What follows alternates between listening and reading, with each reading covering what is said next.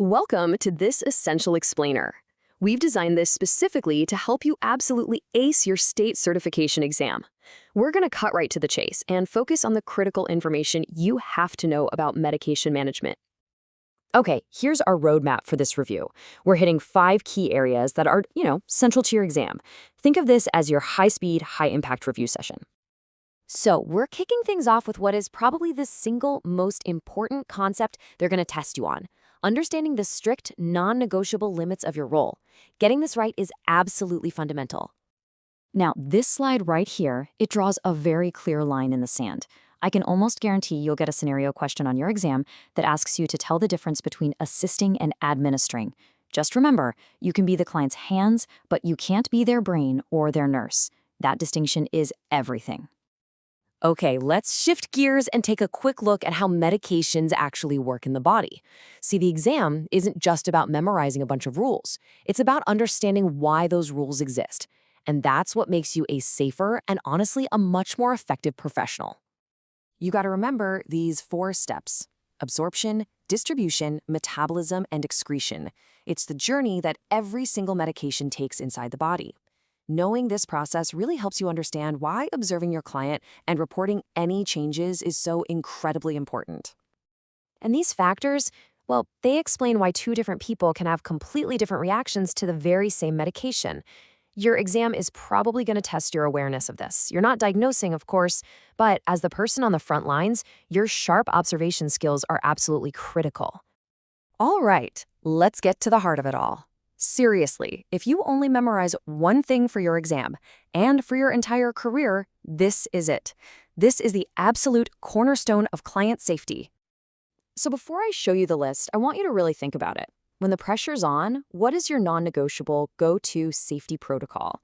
The exam is definitely going to test your commitment to this process.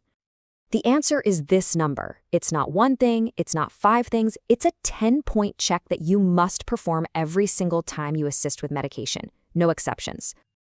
And here they are. This isn't just some list you memorized. It's a step-by-step safety ritual. You've got the right medication, person, dose, route, time, and day. But don't forget the others: right reason, expiry date, documentation, and, this is a big one, the client's right to refuse. That last one is a major ethical point they love to test. Knowing the rules is one thing, but you can bet your exam is going to test you on what to do when things don't go as planned. How you respond when an error happens. That's what defines you as a professional. First things first, let's be crystal clear on what the state actually considers a medication error. It's not just about giving the wrong pill. Even missing a dose completely falls under this definition. It's really important to remember how broad this is. Okay, this 4-step response is crucial, and the order is non-negotiable. Client safety always comes first, so you stay and observe. Then, you report it immediately. There is absolutely 0 room for delay. The exam will test this sequence. Never, ever hide an error. Reporting it is your professional duty. Okay, let's pull all of this together now. I want you to think of this next slide as your final concentrated review sheet, the one you'd look at right before you walk into that exam. These are your core duties, all in a nutshell. These 5 points, they are the pillars of your practice. Know your limits, use the 10 rights, store meds correctly, observe and report any changes, and document everything accurately. If you can speak to each of these 5 points, you're going to be in great shape.